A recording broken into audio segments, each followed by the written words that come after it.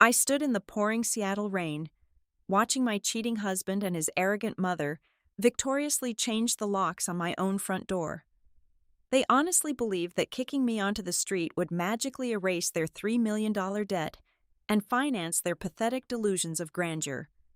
What those greedy fools did not realize was that this single stupid action just officially triggered the financial death sentence I had meticulously arranged for their entire family. Hello, everyone. Before today's story begins, we'd like to share a quick message. YouTube recently removed our monetization, cutting off our income. If you enjoy this story, we humbly ask for just $1 to help pay our staff so they can make a living and keep creating for you. Thank you for saving us. Now, let's begin the story. My name is Haley Nelson. The Seattle rain was relentless, slicing through the gray evening sky in thick, freezing sheets. I had just returned home from a grueling 21-day business trip. My body was completely drained, running on sheer willpower and a few cups of bitter airport coffee. For the past 3 weeks, I had been trapped in endless corporate boardrooms, orchestrating a complex, multi-million-dollar merger for my strategic consulting firm, Apex Meridian Group. I had worked 18-hour days, navigating vicious negotiations and untangling massive financial webs. All I craved in that moment was the quiet sanctuary of my own home, a hot shower, and a solid 12 hours of uninterrupted sleep. The taxi dropped me off at the edge of our driveway in the prestigious Broadmoor neighborhood. As I dragged my tired feet up the long, familiar cobblestone pathway, a biting gust of wind hit my face. But the chill in the air was nothing compared to the sight that greeted me as I approached the front porch. I stopped dead in my tracks, scattered across the cold, wet concrete. Lying carelessly in the muddy puddles were my personal belongings. My expensive leather suitcases had been violently thrown open, exposing my clothes to the harsh elements. Silk blouses, tailored business suits, and heavy winter coats were spilling out, soaking up the dirty water. Books I had cherished, pairs of designer shoes I had bought with my own hard-earned bonuses, and even small, intimate framed photographs were recklessly dumped into a chaotic, disrespectful pile. Before I could even process the sheer audacity of the destruction, the heavy custom oak front door swung open. The warm, inviting light from the hallway spilled out onto the porch, casting long, dark shadows across my ruined possessions. My husband, Carter, stepped out into the cold night. Right beside him, standing tall and wrapped in a ridiculously expensive cashmere shawl, was his mother, Eleanor. They did not look surprised to see me shivering in the rain. They did not look guilty. Instead, their faces were painted with matching expressions of extreme arrogance, superiority, and a sickening, triumphant glee. They stood there looking down at me like predators who had finally managed to trap their exhausted prey. Carter did not bother with a greeting. He did not offer a single word of explanation for the ruined items littering the ground. He simply reached inside his tailored Italian suit jacket, pulled out a thick stack of crisp legal documents, and threw them violently at my feet. The heavy papers landed with a dull smack, scattering over my soaking wet dresses. "Those are divorce papers, Haley," Carter declared.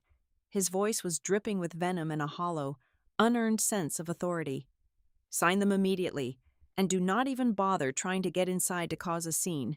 I have already successfully transferred the full ownership of this house entirely to my mother. You own absolutely nothing here anymore. This is not your home." Eleanor took a deliberate step forward, looking down her nose at me with absolute, unfiltered disgust. "Did you honestly believe a commoner like you could permanently embed yourself in our prestigious family?" she sneered, her tone vibrating with generations of fake, unbacked elitism. "You were never one of us.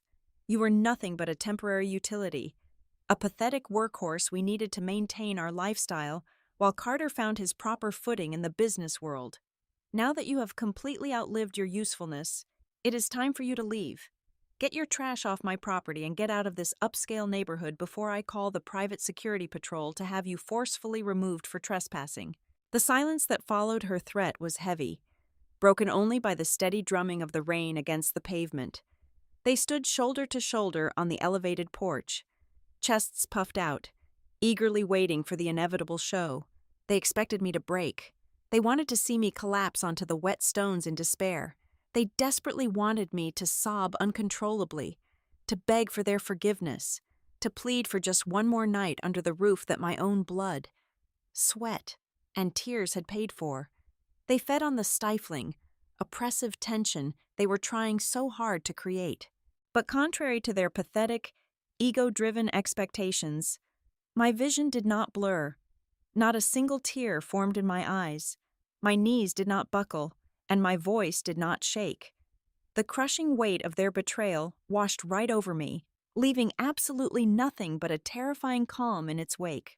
I took a slow, deliberate breath of the crisp, freezing air, letting the rain wash over my face, moving with calculated grace. I bent down and picked up the damp divorce papers from the mud. I brushed a wet leaf off the top page. As I stood back up, I locked my gaze squarely onto Carter's shifting eyes, and then slowly moved my attention to Eleanor's sneering face. A cold, genuine smile slowly spread across my lips, reaching my eyes with a chilling intensity. They thought they had blindsided me. They genuinely believed they had won the ultimate victory. But as I looked at these two arrogant, delusional fools, I felt nothing but a deep, overwhelming sense of satisfaction, because every single piece of this cheap, pathetic theatrical performance had already fallen perfectly, flawlessly into my calculations. To understand the absolute delusion of the people standing on that porch, you have to understand the crumbling facade they spent their entire lives desperately defending. Carter always paraded around like the crown prince of Seattle, boasting about his family's deep roots and supposed generational prestige. Eleanor, on the other hand, treated her last name like a royal title. She demanded to be seated at the center table of every elite country club event and looked at anyone who actually worked for a living like they were an offensive smell. But behind the grand mahogany doors of their exclusive social circle, the reality was utterly pathetic. The truth was that Eleanor's legendary inheritance had evaporated almost a decade ago. She had bled her massive trust fund completely dry on absurd luxury vacations across Europe, impulsive real estate investments that went absolutely nowhere, and an uncontrollable shopping addiction that she absolutely refused to acknowledge. They were completely broke, practically suffocating under a massive mountain of invisible bills. Carter was no better. He played the role of a visionary venture capitalist, strutting through the downtown financial district in bespoke tailored suits that cost thousands of dollars. He drove a flashy imported sports car that turned heads everywhere he went. Yet, almost no one knew that every single stitch of his clothing and every inch of that roaring engine was heavily financed at horrible interest rates. He was a master of leveraging credit to pay off other credit. A walking house of cards just waiting for a stiff breeze. I was that breeze. Or rather, I was the foundational pillar holding their entire ridiculous circus tent up. My massive corporate bonuses and steady, high-tier income paid for his luxury lease, her ridiculous country club dues, and the lavish dinners they used to impress people who did not actually care about them. The turning point, the defining moment the blindfold completely fell from my eyes, happened exactly 4 months ago at the annual Pacific Northwest Charity Gala. We were seated at a prominent table surrounded by local politicians and tech billionaires. I had just closed a major corporate acquisition that week and was feeling genuinely proud. Eleanor, however, could not stand the fact that the dinner conversation briefly shifted toward my career success. As I reached across the table to pass a plate, Eleanor casually flicked her wrist. A full glass of deep red vintage wine splashed violently across the front of my stunning white silk gown. The cold liquid seeped into the expensive fabric immediately, leaving a massive, humiliating stain that looked like a gaping wound. Gasps rippled across the surrounding tables. Instead of offering a polite apology, Eleanor let out a cruel, highly theatrical sigh. "Oh, do not look so incredibly shocked, Haley," she announced, her voice booming so everyone nearby could clearly hear her. "It is just a dress. I am quite sure you can work a few extra hours crunching those boring little numbers of yours to buy another one. It is so terribly exhausting having a daughter-in-law who insists on acting like a common wage laborer instead of a proper lady of society. The sheer malice in her carefully chosen words hung heavily in the air. I turned my head slowly, looking directly at my husband. I expected him to stand up.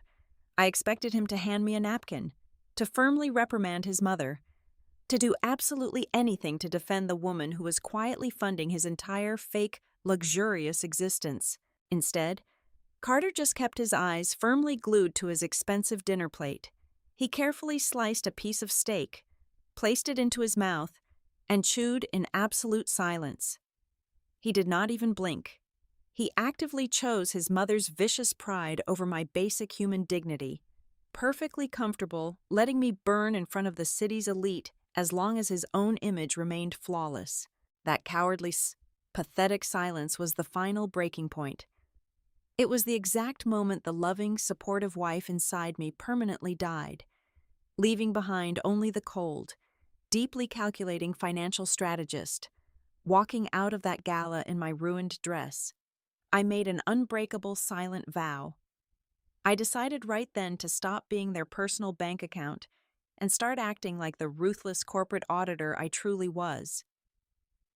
The very next morning, I began deploying my professional forensic accounting skills to dig deep into every single shadow of my husband's private ledgers. I needed to see exactly what kind of toxic rot was hiding behind his perfect, custom-made suits.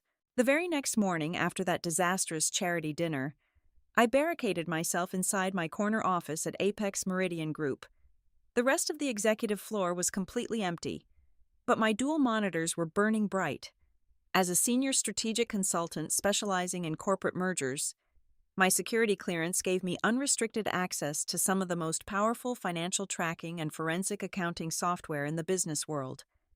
I routed my connection through 3 separate secure servers, bypassed the standard firewall protocols, and began quietly feeding Carter's personal banking information into our deep dive analytics program. What started as a simple background check quickly spiraled into a descent into absolute financial madness. Carter was not just struggling with a few bad investments. He was drowning in a toxic, suffocating swamp of his own creation. Line by line, the software decoded his so-called brilliant venture capital portfolio. Every single project he had boasted about to his country club friends for the past 36 months was a complete illusion.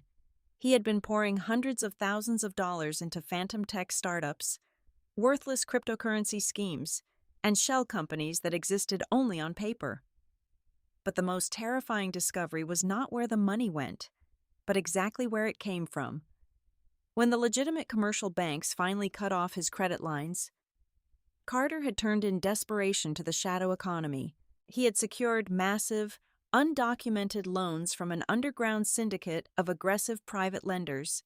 We are talking about severe, extremely dangerous individuals operating out of the industrial district who charged a devastating 35% monthly interest rate. The digital footprint showed desperate, frantic wire transfers, late-night cash withdrawals from obscure ATMs, and a rapidly accumulating principal debt that had just surpassed $3 million. They were breathing heavily down his neck, sending encrypted messages threatening violent asset seizure and physical harm if he did not pay up within the next 48 hours. My fingers flew relentlessly across the mechanical keyboard, digging deeper into his deleted communication logs and heavily encrypted real estate escrow files. That was when I found the truly sickening core of his betrayal. This entire operation was not a frantic solo effort. It was a highly coordinated joint venture with a woman named Vanessa. Vanessa was a high-end luxury real estate broker, well known around the city's elite circles for her aggressive sales tactics and highly questionable ethics. She was also, as the recovered deleted emails and dozens of itemized luxury hotel receipts clearly proved, Carter's secret mistress. They had been sleeping together in expensive downtown suites for over 2 years, ordering expensive room service and laughing behind my back, all while I was working exhausting 80-hour weeks to keep the lights on and fund his pathetic lifestyle. But their illicit romantic affair was completely secondary to their primary objective. They were running a highly coordinated, incredibly malicious financial fraud directed specifically at me. Using Vanessa's corrupt industry connections, Carter had somehow procured a fake notary and forged my legal signature on a comprehensive power of attorney document. They utilized that fraudulent authorization to completely refinance our primary residence without my knowledge, draining every single ounce of equity I had painstakingly built up over the last 7 years. The grand finale of their master scheme was beautifully wicked in its sheer cruelty. Carter and Vanessa had quietly set up an anonymous shell corporation registered in a remote offshore tax haven in the Caribbean. Their master plan was to aggressively sell our Seattle home to this exact shell company at an artificially inflated price, pushing the fraudulent mortgage approval through Vanessa's shady lending contacts. Once the massive payout cleared the escrow account, they would immediately liquidate the funds into untraceable offshore accounts. Carter planned to board a private charter plane and abandon the country entirely, leaving me legally shackled to a highly leveraged, fraudulent mortgage. I would be facing certain bankruptcy, total professional ruin, and potentially criminal fraud charges, while he and Vanessa sipped expensive cocktails on a tropical beach. And what about his dear, arrogant mother? Digging through Eleanor's private text messages with Carter, I uncovered her complete, enthusiastic complicity. Carter had manipulated her beautifully, promising her a massive $2 million cut of the incoming real estate cash. Eleanor was totally blind to the fact that her precious son was running for his life from dangerous loan sharks. She genuinely believed this illicit windfall was going to magically restore her depleted generational trust fund and secure her absolute reign over the city's high society. She had even started placing non-refundable advanced deposits on an exclusive 6-month Mediterranean luxury cruise. Using high-limit credit cards, she fully expected Carter to pay off the moment the house sold. I sat back in my ergonomic leather chair, the cool blue light of the monitors reflecting off my face in the dark office. The sheer magnitude of their coordinated malice should have completely crushed my spirit. Any normal wife would have immediately called the local police department, hired a vicious divorce attorney, and confronted her cheating husband with a screaming match. I am not a normal wife. I am a specialist in corporate warfare and catastrophic risk mitigation. If I blew the whistle right then, Carter might panic, liquidate whatever small assets he had left, and flee the country early. The authorities would eventually catch him, but the resulting legal mess would tie up my personal finances in court battles for years. No. Exposing them prematurely was a rookie mistake. They wanted to play a high-stakes game of asset manipulation, property theft, and corporate fraud. I decided right then and there to let them play. I would not say a single word. I would return home every evening, smile warmly at my treacherous husband, and pretend to be the exhausted, clueless corporate drone they firmly believed I was. But in the shadows, I was going to quietly weave a legal and financial net so incredibly dense, so perfectly inescapable, that by the time they realized they were caught, they would have already signed away their own executions. The hunt had officially begun.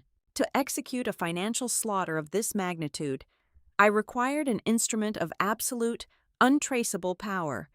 I needed an entity that could operate entirely in the shadows, completely disconnected from the name Haley Nelson, yet legally fortified to withstand any level of federal scrutiny, utilizing my elite, highly guarded network of corporate attorneys. I established a boutique risk management firm registered in the corporate haven of Delaware. I named it Obsidian Holdings, to ensure absolute legal opacity and impenetrable anonymity. Obsidian Holdings was nested deep beneath 3 separate layers of blind trusts and anonymous shell corporations located in foreign jurisdictions that strictly refused to cooperate with standard United States judicial subpoenas. On paper, the chief executive officer controlling the company was a highly paid, utterly discreet proxy lawyer based in Geneva, Switzerland. There was absolutely no digital footprint, no paper trail, and no financial link leading back to me.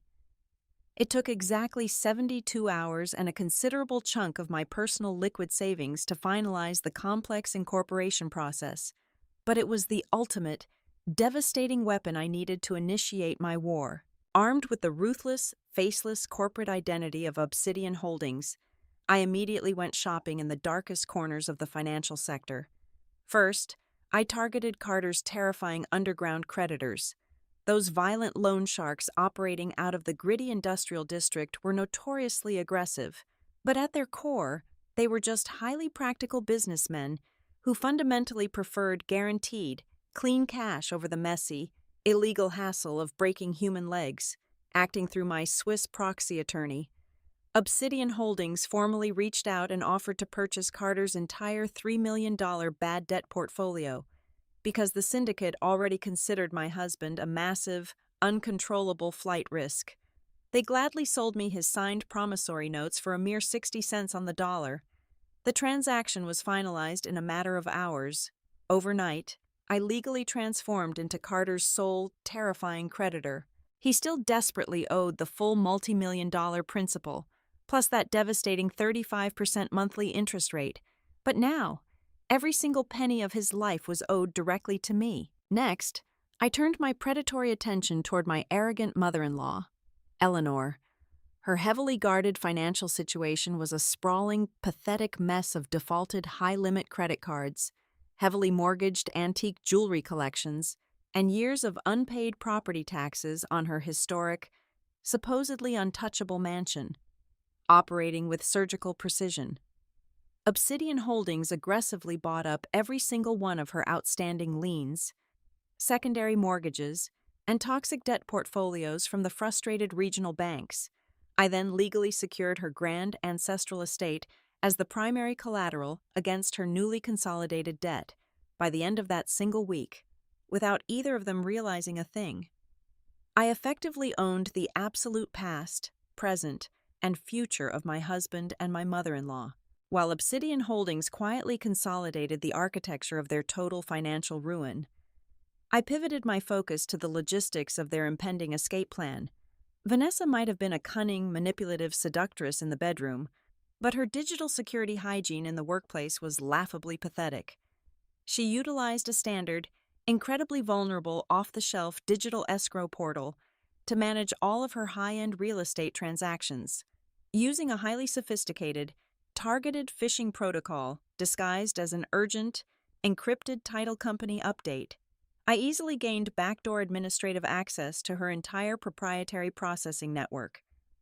I sat alone in my darkened corporate office, my eyes locked on the glowing monitors, watching the live transaction logs unfold as Carter and Vanessa frantically finalized the fraudulent sale of my home to their offshore shell company. The precise moment the anonymous buyer's funds cleared the initial holding account, I executed a flawless, highly complex routing override.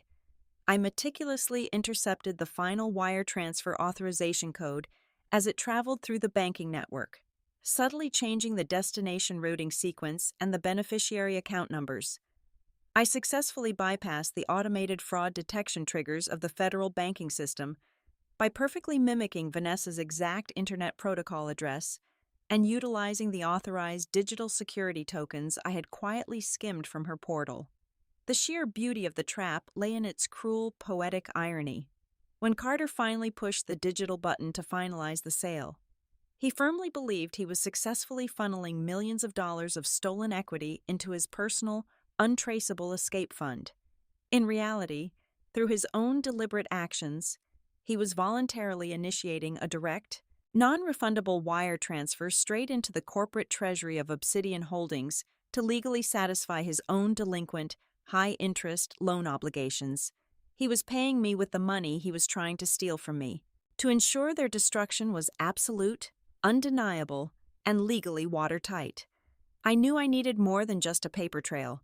Financial data is cold and analytical, but aggressive prosecutors, judges, and juries respond viscerally to the visual evidence of human betrayal. I quietly hired an exclusive, high-end private intelligence contractor who specialized exclusively in catastrophic corporate espionage cases. For 14 straight days, his team of operatives flawlessly shadowed Carter and Vanessa across every inch of the city. They provided me with hundreds of crystal clear, high-definition photographs of the two of them entering and leaving luxury hotel rooms, kissing intimately in shadowed underground parking garages, and aggressively celebrating their supposed victory at exclusive, dimly lit champagne bars. More importantly, my intelligence contractor managed to slip a microscopic, military-grade listening device deep under the dashboard of Vanessa's luxury sport utility vehicle. I spent my quiet evenings sipping hot tea in my study, listening to crisp, high-quality audio recordings of Carter explicitly outlining his master plan. I heard him laughing as he detailed how he forged my signature, mocked my relentless work ethic, and celebrated his plan to abandon me to face federal bankruptcy while they escaped to a tropical paradise. Every single whispered promise of their illicit getaway, every cruel, degrading joke they made at my expense, was meticulously logged, professionally transcribed, and securely backed up on multiple encrypted hard drives. I held a royal flush, and my pathetic opponents were betting their entire miserable lives on a pair of twos. I possessed absolute, unbreakable control over their crippling debts. I completely controlled the unseen flow of their stolen money, and I held irrefutable, damning evidence of multiple state and federal felonies. Yet, I did not show a single, solitary hint of my winning hand. I continued my daily routine with a terrifying, robotic precision. I cooked warm dinners, asked Carter how his stressful day at the venture capital firm went, and politely nodded in silence when Eleanor made her vicious, passive-aggressive comments about my modest wardrobe choices. I became a smiling ghost in my own life, perfectly calm and endlessly patient, waiting for the exact moment they decided to proudly march themselves up the steps of the execution block I had so beautifully constructed for them. The freezing rain continued to soak through my clothes, but the biting cold no longer registered in my mind. I stood perfectly still at the base of the porch stairs, staring up at Carter and Eleanor. The silence stretched between us, thick, heavy, and suffocating. Carter broke it first.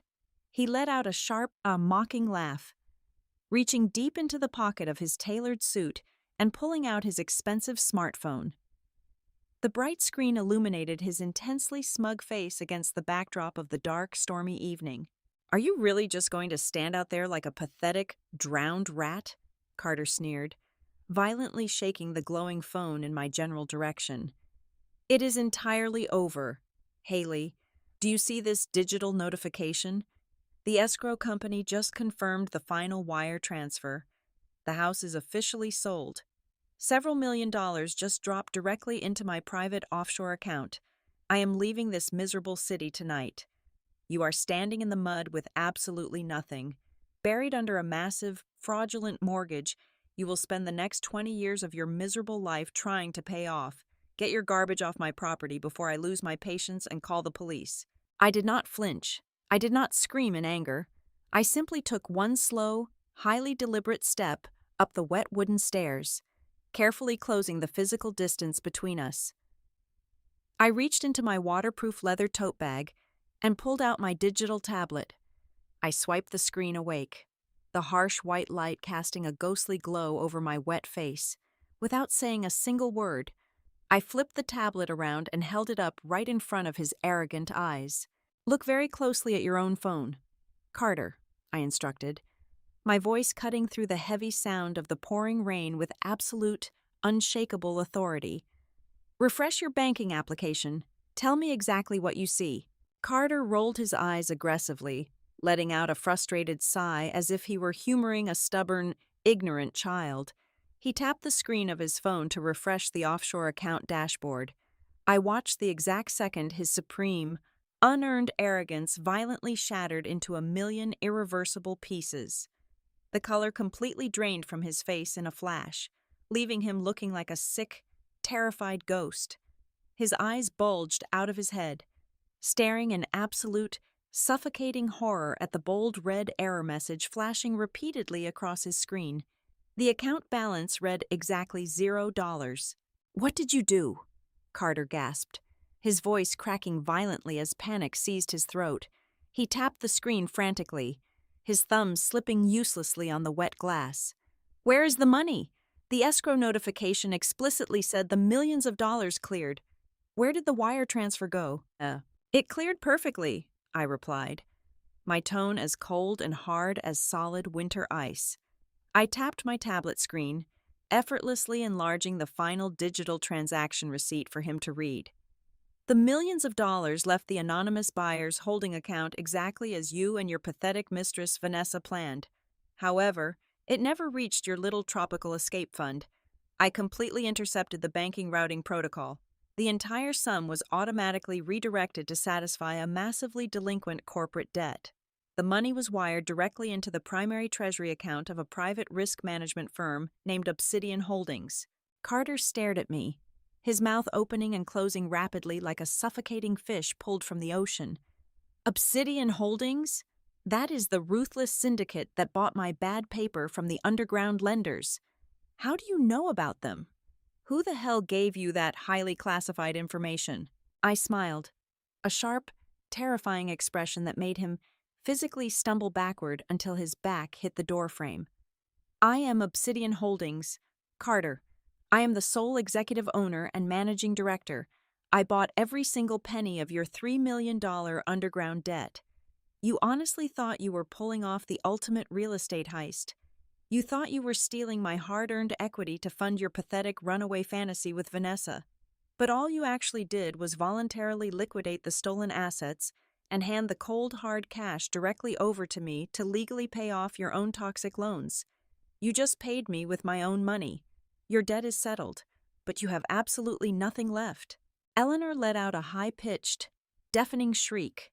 She pushed past her paralyzed son, her face twisted in an ugly, terrifying mask of pure aristocratic rage.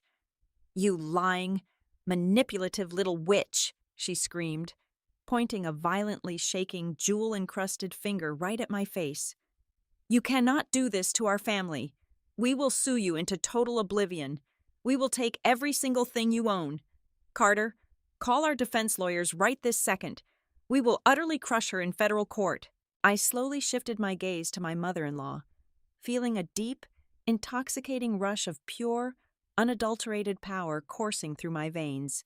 You do not have any lawyers anymore, Eleanor, because you do not have any money to pay their retainer fees.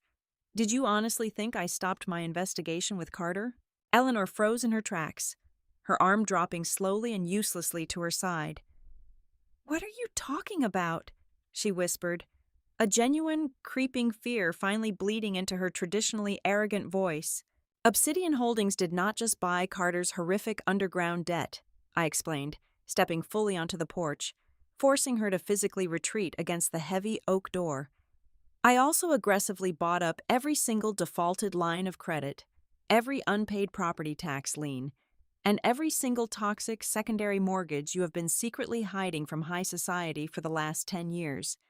You used your historic ancestral estate as the primary collateral to secure those terrible, high-interest loans. As of 4 o'clock this exact afternoon, the legal grace period officially expired. My legal team filed the final foreclosure paperwork with the county clerk. Your precious mansion is currently locked down tight under federal seal. You are officially homeless. Eleanor let out a strangled gasp, desperately clutching her chest as if she had just been shot by a sniper. She turned her head to look at her son, desperately seeking some kind of reassurance or a plan to escape. But Carter was completely broken. He was just staring blankly at his empty bank screen, his entire world collapsing in real time. But I was not finished. I reached back into my tote bag and pulled out a thick, heavy manila envelope.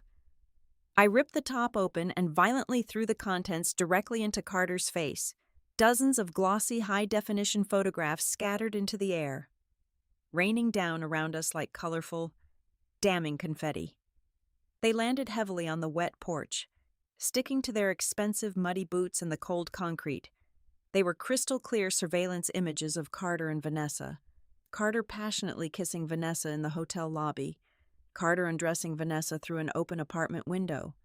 Carter and Vanessa laughing over expensive champagne while plotting my total financial execution. You forgot one tiny, crucial detail about our marriage. Carter, I said, stepping right over the disgusting images of his infidelity. We signed an ironclad prenuptial agreement 7 years ago, a legally binding contract that explicitly stated that in the proven event of marital infidelity, the offending party immediately forfeits absolutely all rights to any shared marital assets, alimony, or legal protections. You breach the contract in the most spectacular way possible. You get nothing, not a single cent. The absolute reality of their destruction finally crashed down upon them with the devastating weight of a collapsing skyscraper. Eleanor looked down at the humiliating photos of her son's disgusting affair, then looked up at the cold, empty darkness of the wealthy street she used to rule. She realized, in one agonizing, defining second, that her entire life of luxury, her prestigious family name, and her comfortable future had been completely incinerated by the man standing next to her. She slowly turned her head toward Carter. Her face was utterly devoid of any maternal love or affection, entirely replaced by a vicious, animalistic hatred, without a single word of warning. Eleanor raised her hand and delivered a devastating, open-palmed slap directly across Carter's face. The sickening smack echoed loudly over the rhythmic sound of the Seattle rain. Carter stumbled hard against the porch railing, clutching his bleeding lip in sheer, unadulterated shock. "You absolute, worthless fool!" Eleanor shrieked, her voice tearing her throat raw as the illusion of her grandeur shattered. She launched herself at him, beating her fists wildly against his chest. "You ruined everything, you stupid, arrogant little boy. You destroyed my life. You destroyed my home. I have absolutely nothing because of your pathetic incompetence." Carter did not even try to fight back or defend himself. He just slid slowly down the brick wall, sinking onto the wet porch floor, sobbing uncontrollably as his mother continued to scream and violently strike him. The grand illusion was dead. The self-proclaimed kings and queens of high society had been mercilessly reduced to a pathetic, weeping mess in the mud, exactly where they belonged. As the two of them continued to violently tear at each other like desperate, starving animals on the wet grass and the flooded porch, a new sound began to cut through the heavy rhythm of the pouring rain. It started as a faint, distant wail echoing off the wealthy estate walls of the Broadmoor neighborhood. Within seconds, the high-pitched shriek of multiple police sirens ripped the quiet night completely apart. Carter froze, his bleeding lip quivering as the harsh, blinding glare of alternating red and blue emergency lights violently illuminated the dark street. 4 distinct patrol cars and 2 massive, unmarked black sport utility vehicles aggressively swerved onto our manicured driveway, their heavy tires tearing deep, ugly trenches into Eleanor's beloved imported grass. The doors of the vehicles flew open simultaneously. A highly coordinated team of state economic crime investigators, dressed in dark tactical windbreakers, swarmed the front yard, instantly cutting off every single possible avenue of escape. Their heavy boots pounded against the wet cobblestones as they marched directly toward the porch. Carter scrambled backward, his hands slipping wildly on the slick wooden boards. He looked up at me, his eyes wide with a terrifying, primal panic. "Haley, please," Carter begged, his voice completely shattering into a pathetic, high-pitched whine. "You have to tell them this is a massive misunderstanding. You got your money back. We can just sign the divorce papers quietly. Please, do not do this to me." I looked down at the pathetic, shivering man I had once vowed to love and protect. There was absolutely no mercy left in my heart, only the cold, hard steel of absolute justice. "There is no misunderstanding to clear up, Carter," I said, my voice echoing with the crushing weight of a final judgment. At exactly 8 o'clock this morning, my corporate legal team hand-delivered a massive, unredacted portfolio to the State Attorney General. We provided them with the forged power of attorney documents, the fake notary signatures, the manipulated escrow instructions, and every single hour of audio surveillance detailing your deliberate, premeditated intent to commit massive real estate fraud and wire theft. Carter let out a horrific, guttural sob, pulling his knees up to his chest, And in case you were wondering why Vanessa has not answered any of your frantic text messages, I continued, stepping closer so he could hear every single syllable clearly over the blaring sirens. She is currently sitting in a cold, concrete holding cell downtown. A separate tactical squad raided her luxury brokerage office at exactly 4:15 this afternoon. They dragged her out in heavy steel handcuffs right in front of her entire wealthy clientele. She is already aggressively cooperating with the federal prosecutors, desperately trying to trade your miserable life for a significantly reduced prison sentence. "Carter Sutherland," a commanding voice barked from the bottom of the stairs. The lead detective, a tall, imposing man with a stern face, marched up the steps, completely ignoring the chaotic mess of my ruined belongings. "You are under arrest for first-degree felony wire fraud, conspiracy to commit real estate fraud, and grand theft. Stand up and put your hands behind your back immediately." Carter did not move. He was completely paralyzed by the sheer magnitude of his destruction. Two large, muscular officers had to physically grab him by the shoulders of his ruined, bespoke suit and drag him forcefully to his feet. The sharp metallic click of the heavy steel handcuffs locking tightly around his wrists was the most beautiful sound I had ever heard in my entire life. They dragged my cheating, thieving husband down the wet steps. He was thrashing wildly, crying out for his mother, sobbing uncontrollably as the officers shoved his head down and tossed him roughly into the back of the reinforced police cruiser. The heavy metal door slammed shut, instantly silencing his pathetic wailing. Eleanor stood frozen against the heavy oak door, her extravagant cashmere shawl soaked and ruined, her face pale and heavily streaked with running makeup. She watched her precious son get hauled away like a common street criminal, completely unable to process the total annihilation of her grand aristocratic dynasty. Before she could even attempt to speak, a severe-looking federal agent stepped onto the porch and thrust a thick, tightly bound legal folder directly against her chest. "Eleanor Sutherland," the agent stated coldly, "this is a court-mandated immediate eviction notice and a total asset seizure declaration authorized by the federal bankruptcy court. As of this exact second, your historical estate, all associated bank accounts, and every single piece of jewelry in your possession are legally frozen and placed under the complete jurisdiction of Obsidian Holdings. You are currently trespassing on private property. You have exactly 2 minutes to vacate these premises before you are also placed under physical arrest." Eleanor gasped, her entire body violently trembling. "But where am I supposed to go?" she whispered, her voice stripped of all its former toxic arrogance, reduced to the helpless plea of a frightened, broken old woman. "It is raining. It is freezing cold. I do not have a single dollar to my name. I do not have a car." I stepped right up into her personal space, looking down into her terrified, empty eyes. "You can go absolutely anywhere you want, Eleanor," I whispered softly, "just as long as it is far away from my house. But before you step off my property, hand over the keys you just used to lock me out." Her shaking fingers reached into her coat pocket and pulled out the bright, newly cut brass key. She dropped it into my waiting palm as if the metal was burning hot.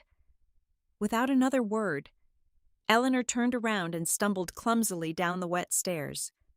She walked blindly out into the dark, freezing street, completely alone, stripped of her fake royal status, officially reduced to a miserable, homeless wanderer in the very same city she once claimed to rule. I turned my back on the pathetic scene. I slid the new brass key into the heavy lock, twisted it smoothly, and pushed the grand oak door open. The immediate, comforting rush of warm air hit my freezing face, carrying the familiar, sweet scent of my own home. I stepped inside the grand foyer and firmly pushed the heavy door shut, instantly cutting off the noise of the pouring rain and the chaotic flashing lights of the outside world. I walked casually into the massive designer kitchen, my wet heels clicking softly against the pristine hardwood floor. I tossed the tainted brass key straight into the stainless steel garbage disposal, knowing I would have the entire security system completely replaced by tomorrow morning. I reached into the glass cabinet, pulled out a large crystal goblet, and poured myself a generous measure of an exceptionally rare 20-year-old vintage red wine. Carrying the heavy glass into the dark living room, I stood by the massive floor-to-ceiling front window. I took a slow, deep sip of the rich, complex wine, feeling its intense warmth slowly spread through my chest. I watched the bright red and blue lights of the police cruisers finally pull away from my curb, disappearing entirely into the rainy Seattle night, taking the miserable garbage of my past life away with them forever. I stood alone in my beautiful, fully secured fortress, completely victorious. It was the absolute, perfect beginning to a brilliantly bright, wealthy, and gloriously free new life. Thank you so much for listening to today's story. We hope you enjoyed it. As an ad-free channel, your support is what keeps us alive. Please support Violet Revenge Stories with just $1 via the QR code on the screen, or click the link in the description box or pinned comment. Also, we'd love to connect with you. Please leave a comment telling us which city or state you're listening from. Thank you for standing with us, and see you in the next stories.